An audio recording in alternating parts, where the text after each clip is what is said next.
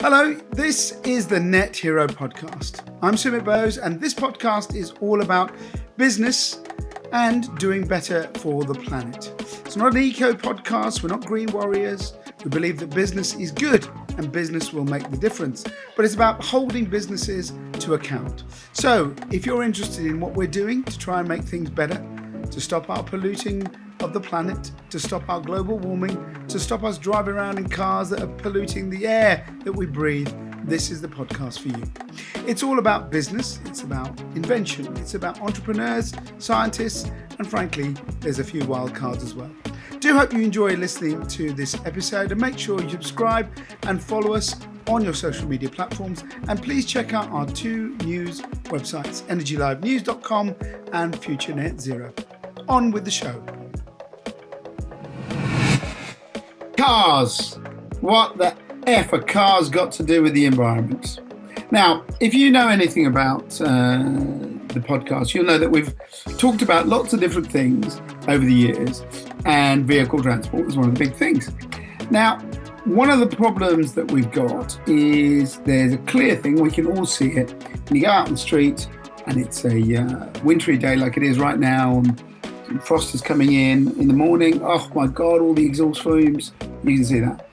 The transition to EVs has been one of these things that we've all seen as a very easy indicator of how we can get to net zero, because you can start to see the end of pollution. Formula One has been a place where a lot of the science that made cars more efficient that we drive started and still continues to be. And we've had innovation in Formula One to Formula E. And even now, just recently, hydrogen racing. So the world of racing, yes, he's already in on this. Hydrogen racing, the world of racing is all part of this whole kind of transition. Well, today I have a guest. You can see who's very enthusiastic.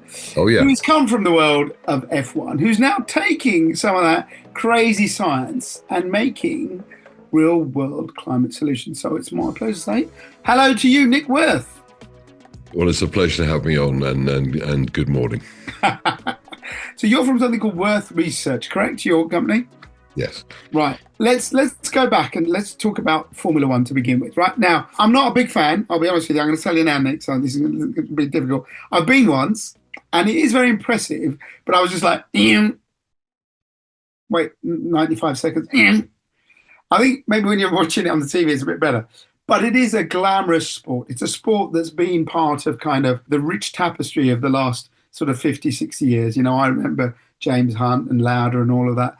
But let's talk about the science of it before we talk about what you're doing now. Formula One, was it ever something that was designed to do things for the car industry? Or was it just basically about racing, and eventually some of that science made its way into the car industry? No, it's about competition. Formula One in particular is a great example where there's very strict rules about engineering competition. Yeah. And if you're a competitive engineer, there is only one place in the world that you've got to end up in, because there are roles within Formula One where the decision-making process in engineering is the fastest in the world. And that role is what, if you listen on a Sunday afternoon, is what the race engineers do. So if you listen to Lewis Hamilton in his heyday, he talks to an engineer called Bono, and he's not the guy from U2. And those guys, the pressure on those guys to make calls, engineering calls, where you have no time about changing tyres, setups and bits and pieces. This is the highest pressure job. And funnily enough, I gravitated to that straight away after aerodynamics, and all the really good race car designers, the best being at the moment Adrian Newey, came from a race engineering background. So race engineering is where you get to know how cars work. Yeah. You get into design, you know what's important to affect them. And so Adrian was on a similar path. When you look back at that, obviously the days of, I think Fangio is a name I know. I'm not brilliant, as I said, with F1, but they were just basically engines and people drove them really fast. When did technology start to come into the whole Formula One thing? Was it kind of the 70s, or was it a bit later in the sort of Mansell era? Well, Colin Chapman was a real pioneer. I mean, I don't want to miss out people because I'm a lack of historian. Colin Chapman came along with the kind of layout which is now universally adopted with the mid-engine and the structural chassis. There was a brilliant engineer called John Barnard who worked for McLaren for many years, who pioneered the use of the monocoque and carbon fiber composite chassis, which has been just so huge. You know, many engineers, including myself, have made many contributions.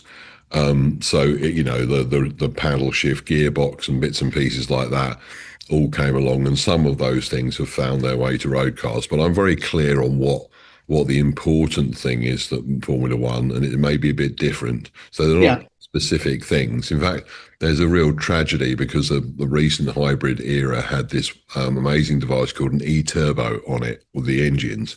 And the e-turbo, very simply, was you bolt an e-turbo on, which is like a normal turbocharger, but has an electric generator on it, and it extracts more energy out of the combustion and makes the engine about literally a bolt on 8% more efficient. And I was absolutely convinced that the e-turbo, it being developed by Formula One, would find its way into mass production and end up on every other cars, making them all 10% efficient. And it didn't happen. oh no, Probably because of the coming along of EVs, but you know, you mentioned hydrogen. yes. I am to this day extremely frustrated about the fact that you know, I am not convinced about the real green credentials of EVs. I agree with you on some of The that. fact that they have very rare metals, the fact that we have to strip mine for lithium, the fact that China's got control of all these bits and pieces. There is an absolute dead easy alternative to that, and that is to use hydrogen in a normal internal combustion engine. And in fact, Toyota is doing it. Now, a lot of people, a lot of naysayers will say, well, the problem with that is that, you know, why don't you use a fuel cell instead of an internal combustion engine? Mm. Well, a fuel cell, and I know a lot about those. They typically top off at about 60%, but when you work them hard, like you do in a car, they get to 50%. And actually, that's the kind of thermal efficiency. So, in other words, if you want to get 100 kilowatts out of a hydrogen fuel cell, you have to put the equivalent of 200 kilowatts of hydrogen in. So, and that's basically the greatest automotive combustion engines in the world, which are Formula One engines, are over 50% efficient. So the point is, forget a fuel cell. The world is absolutely brilliant at tooled up at making cheap mass scale combustion engines that don't Yeah, need electric motors and bits and pieces. And the hydrogen fuel cell guys have solved the tank side. So you can get a hydrogen tank which is as safe as you can imagine. They hold hydrogen, which is enough for a sort of 300-mile range, and they can be filled in 90 seconds. And these hydrogen tanks are so safe. I can tell you that the safety procedures are that they put this 700 bar hydrogen tank literally in a bonfire, and then they hit it with a 50 caliber round. and it still doesn't blow up. It can't blow up. It is impossible. There's no. So why don't you combine the two? And you know, and it just drives me mad that there's been, I don't know if it's the Illuminati or whatever, but that was the obvious solution to me, and it still kills me today that those cars. Hopefully, Toyota will bring one out. I will buy one immediately. So I'm not a fan of the fuel cell cars because fuel cell cars generate electricity, and you still need electric motors. Internal combustion engine, gearbox, we've got it all, you know. And it also drove me mad, like we had the most efficient engine in the world with a diesel engine. Yeah, We're producing particulates that are in the heart muscles of children. Why didn't they go to the industry and say, you can sell, just stop all particle emissions? Don't tell them how to do it, you know, but we've just thrown away the most efficient engine. They were getting up to 60% efficiency, and now we've gone backwards. And you know, and it's an example where regulators just, you know, regulate the wrong thing. They should be regulating what the outcome is and let the engineers figure out how to do it best, because we're really good at that. do you think this kind of pathway where, like you mentioned earlier, innovation happens because it's cutting edge science in Formula One, right? And it's grown from the 80s, 90s to now. I mean, it is basically like a massive AI machine or computer. I don't know what the hell it is. I can see all the digital readout things they get. It's super thinking, all of that. It's not that good. Uh, Let me tell you about my story. Go on. So I have been passionate since I was at university about using simulation of any mechanism, structure, whatever, to help the design of it. So my one of my university theses, or part of the thesis, was I used at what was at the time 35 years ago. I used what was had hardly been heard of, but I used a genetic algorithm, which is a bit the way that Darwinian Yeah, evolution, yeah. to design a railway crane. And the railway crane I designed was the best in the class, and it was all done with a genetic algorithm. So I went into racing trying to bring every piece of simulation I possibly could. And the one piece of simulation that was really stymieing us in my early days was aero simulation. So Right. simulating airflow was incredibly difficult, and you had to solve in parallel what's called the Navier-Stokes equation, which is a bit like you've probably heard of Bernoulli, with where you have a venturi and it describes how air speeds up and slows down and total pressure remains the same. But towards the end of the 90s, and when I started Worth Research, the computer power had got to the point where we could start doing really big models of cars, and I thought this is going to be the future, and I backed everything on it, and that's the story of our massive success. Prior to that, I was in Formula One, and I'll just finish off and saying I was lucky enough to I became, in that short period after university in 1987, by some miracle, became and remained the youngest ever Formula One team principal when I started a team called Wow. Simtech. And I think I'm the only one who's done two, because I then started Virgin Racing in 2010 with Richard Branson to get him on the grid because of the Lehman shock. So I've got a storied history in Formula One. I've designed cars that have won races, sat on pole position. I worked for Benetton Formula, which won the World Championship. So I've had a very lucky time in Formula One, but the greatest times were yet to come when I worked with Honda. When you look at that science that you just mentioned, did you, even in those early days, see a correlation that what you were working on Formula One would have wider implications in society? No clue, and it wasn't good enough. And it's fascinating because the breakthrough came with Honda, because they I was lucky enough. It's a bit like a Premiership soccer manager. So Yeah, like in the glory days of Manchester City, and I'm not a Man City fan, you'd get Pep Guardiola, he'd win everything, yeah, and of then course. just go to the board and say, "I want this player, this player, this player," and they go, "Oh yeah, whatever you want, and go and get it."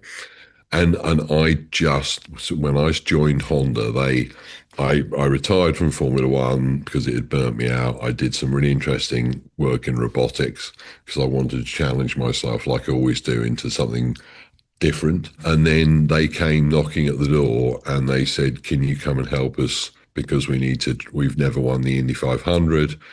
And so I went in and helped them, and within 2 years, we turned from being beaten off the grid to dominating. We won the Indy 500 6 times, and Honda just could not believe what we were doing, the level of the science involved. And every year they said, "Oh my God, this is fantastic! You've won everything, but the competition are going to come back stronger." I said, "We're going to do more CFD." So we gradually stopped using the wind tunnel and started using CFD because it was more efficient and faster. Honda invested $75 million dollars on the line item of CFD research in my business, and we had the most CFD licenses in the UK. We had more CFD license than BAE Systems and Rolls-Royce Aero engines. We should explain what CFD is because a lot of people think there's contract for difference, but it's not. What is CFD in your world? CFD is it's the science of computational fluid dynamics. So basically, it encompasses the science of modeling airflow, heat transfer, possibly chemical reactions in fluids. So CFD is used to design cars, aircraft, internal pipe systems. It's ships.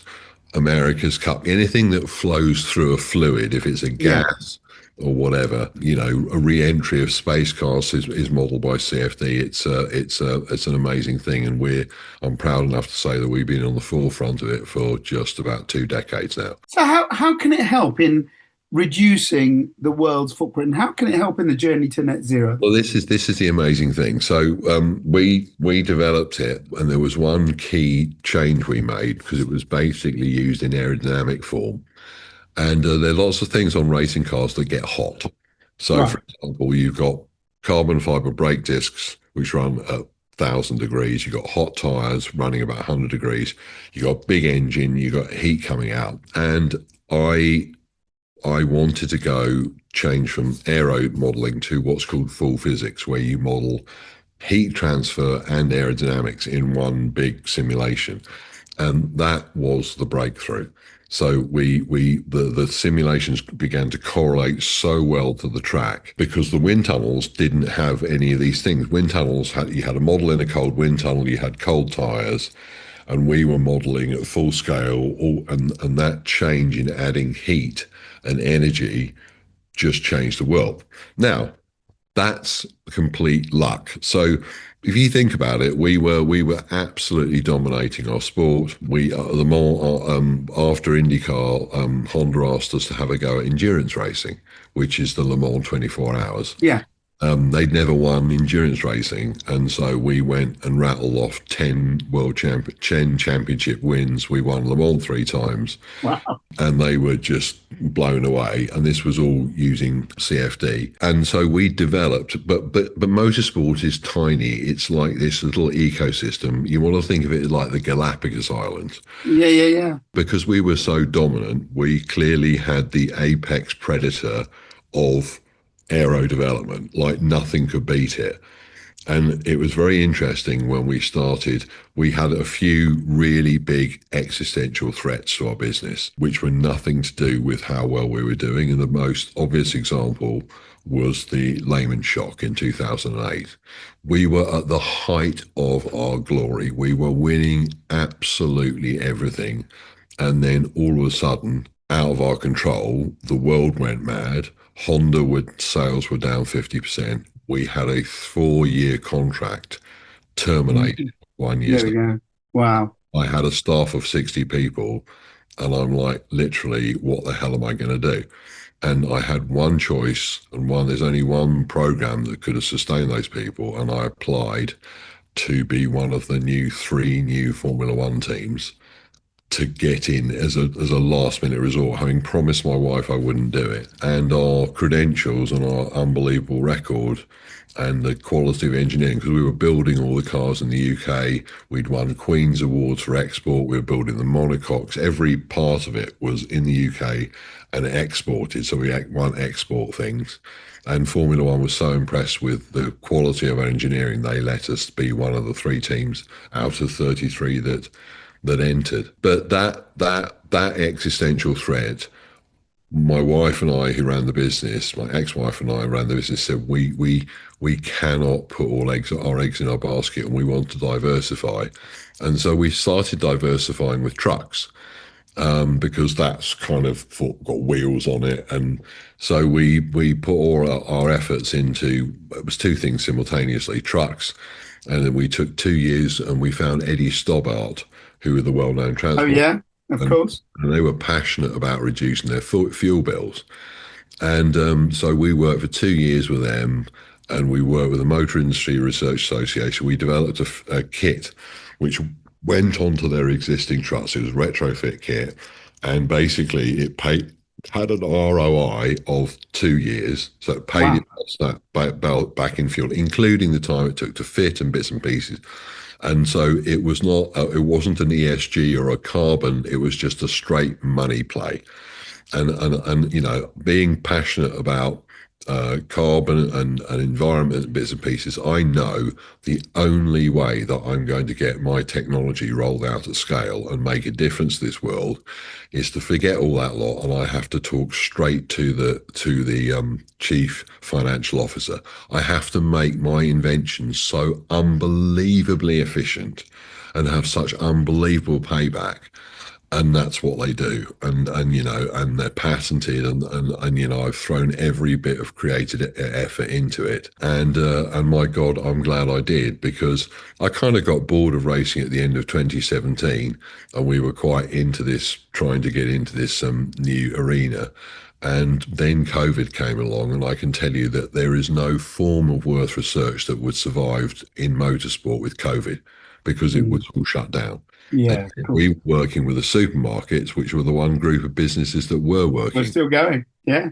So it was just a complete miracle, and it's been tough since. We've been loss making. It's been a really, really hard road, but we're starting to turn the corner now. Just to go back on what that is, I mean, basically, tell me if I've got this wrong, but what you've done is you've taken the way something moves through a fluid, all right? Yeah, but it's a process. So it's the process of CFD. We can Yeah, take that model. We can model a supermarket.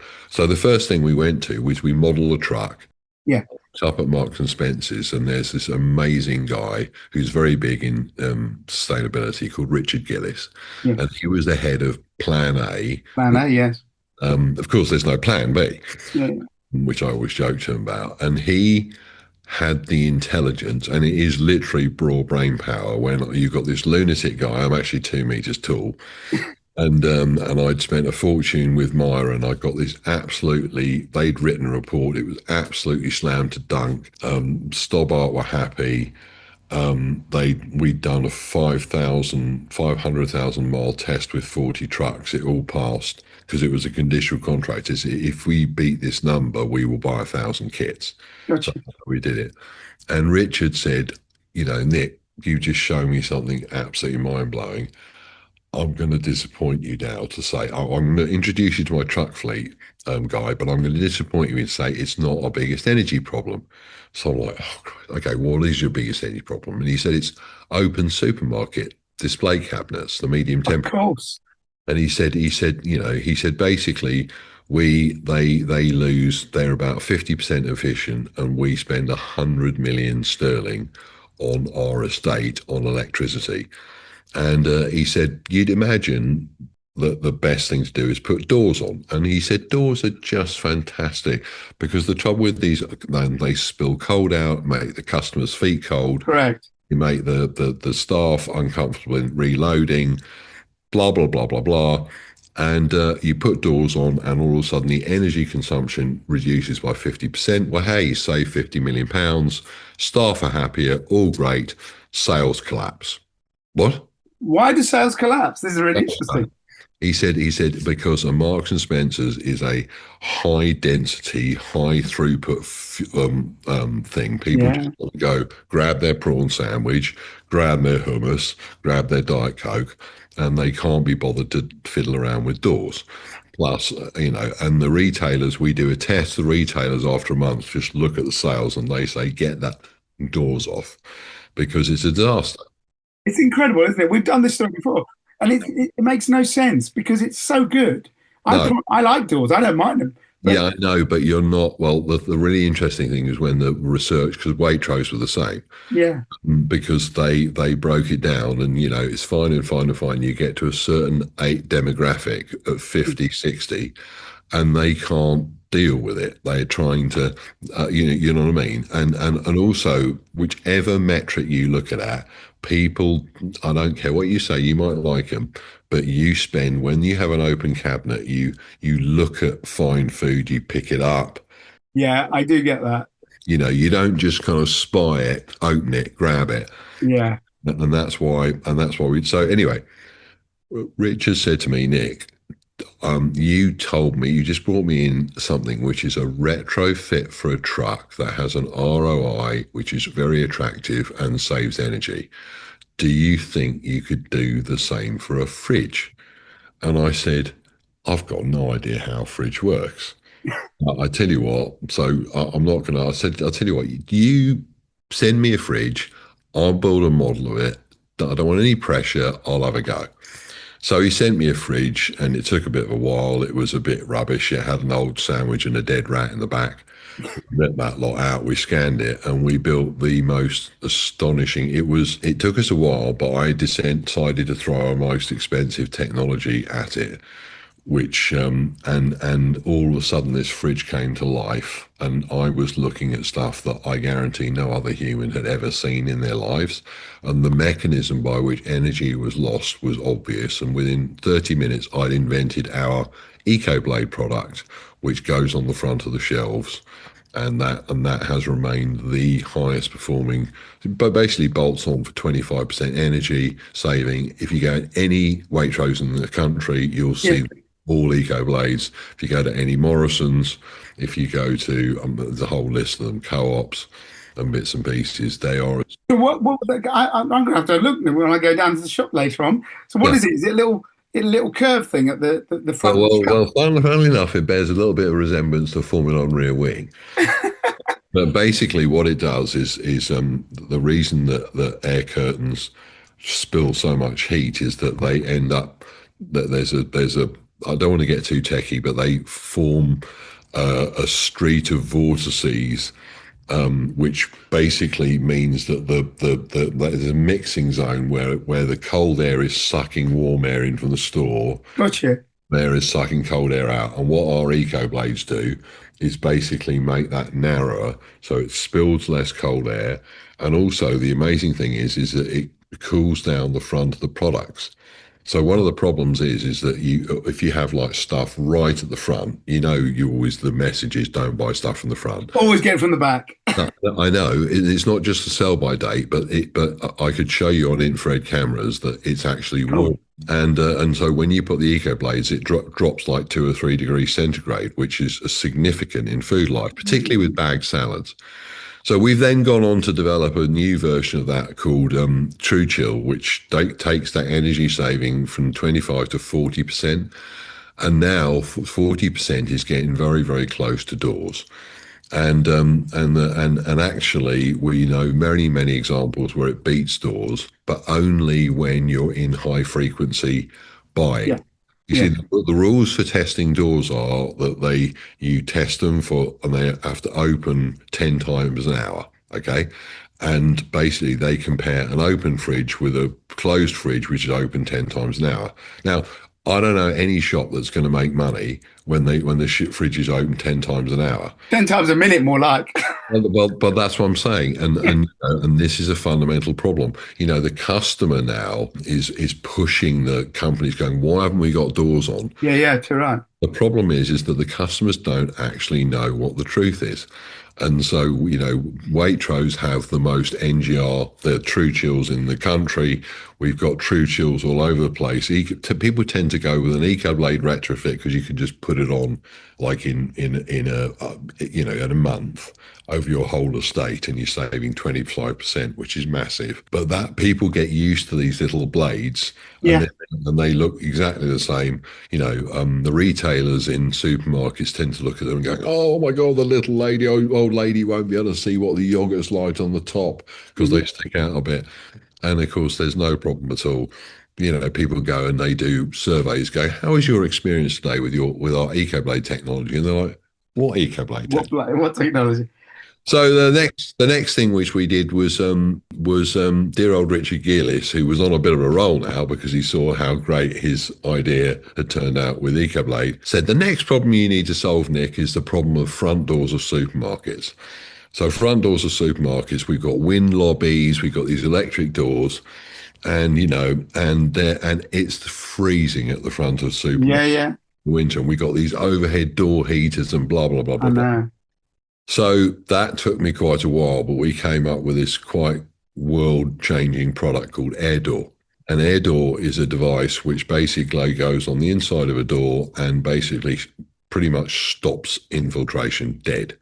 So you only need one sliding door. You can get rid of a lobby.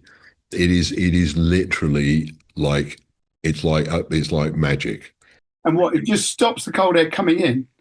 So if you think about an overhead heater, and Yeah. when customers go in there, everyone will be listening to podcasts will be familiar with the blast of hot air, particularly Absolutely. Yeah. Yeah. on and it comes from one direction.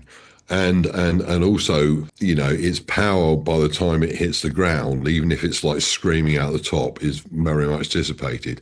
Our innovation is we have a very, very low power, very special piece of aerodynamics which creates a sheet of vortices down the sides of the doorway and across the top, which Right. basically converge it's so fascinating aerodynamics, but it converges to form like a tent-like structure Right. sticking out of the door, which resists wind going in. And basically, we have the other feature, which is patented, is we have this amazing control system, which is measuring how much wind blowing and all the pressure changes, and keeps this tent in the perfect position. And so you basically walk through into a shop through a width of about 4 inches, where you go from cold to hot. And it's like a magic trick. You're like, what the hell's gone on there? This is, like freezing cold outside, and you go boom, and you're inside. And they are going completely mad. So Sainsbury's have taken them, Waitrose have taken them, airports have taken them, NatWest have taken them in for banks, because the bank Brilliant. they are going everywhere. TK Maxx. Mate, you're going to have to retire, mate, with your little vortices everywhere now. Well, I mean, but the main thing for us is that it is so significant, this, because nowadays everybody's interested in getting rid of gas because Yes. Yes. and they have to go to heat pumps, right? Yeah. Yeah. So the time you have to specify a heat pump is the coldest time of the year. Okay, that's when you size a heat pump for a house, an office. You got to go. Okay, when it's -5 outside, that's how much power I need. Yeah. The amazing thing is that when you put an air door on, that amount of power is reduced by 30%. Wow. Could it be 30, used? Could it be used domestically then? absolutely. Is it a little curtain inside your front door? Yeah, but there's another thing I want to do commercially first. I'm going to tell you about in a minute, because the probably is that there's too many doors in a house. Yeah. You know what I mean? There's back doors, front doors, and bits and pieces like that. Whereas there's just one big entrance in the supermarket, and that's the one where it happens. But the thing is that when you air doors are a little bit more expensive than and have a reasonable ROI, but when you start factoring in that when they have to upgrade to a heat pump, the heat pump's Cost. Yeah. two-thirds the size, you're talking about two-thirds of £1 million. Yeah. So you're saving like literally 300 grand, which pays for the air doors. They're, Easily. you could have 30 air doors for that. It's like, A couple of quick things. How much? I think what you're doing is brilliant, by the way. But how much of this is here? Because this is the other thing, that a lot of it has to be manufactured abroad. Is it all built here? yeah, no, it's patented, it's manufactured. You can just phone up. We have done a deal with a brilliant manufacturing company through Waitrose. They are made in bulk, and specifically they're very good for the UK. What our number one focus is now is getting it out in the world. So we've got them in Australia with our partners Coles, because we do our supermarket technology with them. We've got them going to Walmart in America and Canada. It's just been a very, very long journey, but it's a brilliant piece of British technology. And the aero design from that came from this apex predator weapon, because the first time we used it was, believe it or not, with our probably our most preeminent architects in the UK, Fosters and Partners. And they asked us back in 2012 to solve a problem they just couldn't solve, which was these naturally ventilated buildings. In this case, the Bloomberg headquarters in the centre of London. If you walk out I of know it. Yeah. it won the Sterling Prize, and that was the first ever paid. We spent 2 years due diligencing our technology, which worked perfectly in motorsports. But you've got a car like 4 meters long doing. There's a different Reynolds number, so we had to prove that to their satisfaction. And we did this incredibly complex piece of design where they wanted the thing to ventilate itself. We had to design these vents which could bring air in from street level, filter it, and keep the noise out. Like the noise regulation, the decibel drop between street level and an office is enormous. And yet, you can't just open a window. That's just illegal. Um, And so that was great, and that's been proved by Breen since the time. But then we got the most magnificent project, which I am proud of to this day, which was doing Apple Park and Apple Campus, again with Foster's. So the world's biggest naturally ventilated building, that flying spaceship landed in Cupertino, was our work with Foster's and Partners, and it's brilliant. Brilliant. We're out of time, Nick, but I just want to end on a quick thought. Looking back to where you began your journey, did you ever think that, something, I'm not going to use it in a malicious way, but motorsport can be seen as frivolous, right? Let's do it, it's good fun or whatever. But that you're now making a big difference to everyone's lives in the obvious things, right? Where people shop, where people live. Did you ever think this would happen from when you started? Never. But what changed my mind was I was asked to work by NASA on the Mars rovers in 2012. One of the greatest accolades a British engineer could have, to be Yeah, asked by Americans. So the Curiosity rover running around Gale Crater yeah, has yeah. a bit of me in it. Ah, And they showed me the truth about sea level rise. And I have two 30-year-old children, and I thought, this is so important. I'm going to have to spend the rest of my life dedicated to try to save this because, because this is real. Sea levels going up. We're going to lose the Greenland ice cap. It's going to happen. I mean, unless there's something, and I've just got to, and the waste in these companies is enormous. Our projects are great. I'll leave you with one. We've got a new HVAC project for convenience stores, which compared to what they use to heat and cool the building, our savings are 90%. wow, 90%. So they were paying €4,000 a year for their heating and ventilation. They're paying 400. wow. They can pay for their heating and ventilation by selling a bottle of wine a month. It's staggering. That's what. Nick, I think what you're doing is pretty much, as they say, I'm not worthy. I remember 1992. Well, that's a great that No, no, it's I'm brilliant. I'm humbled to say that, but I am determined, and I would recommend people come and have a look. There's a whole group of us doing this, and we're passionate about it, and we want to, and you get to the point where people will go, why aren't they running an ed, or why aren't they doing this? Because it just makes sense. Nick, best of luck with everything. I don't think you'll need it. You're doing some amazing British science and great intervention. I think it's fabulous. Thank you very much for joining me on the podcast. Thanks for having me. All the best. Brilliant stuff from Nick there. Check it out. You go look at his site. It's Worth, WIRTH Research. Check out what he's been doing. It's brilliant stuff. Let us know what you think on the podcast. My thanks to Sohi for this week's production. I'll catch you on the next episode of the Net Hero podcast. You've just heard the Net Hero podcast from FutureNetZero.com. Join us as we help you find ways to cut your carbon footprint as we head towards net zero. Subscribe and follow us on social media. FutureNetZero.com. Better business, better planet.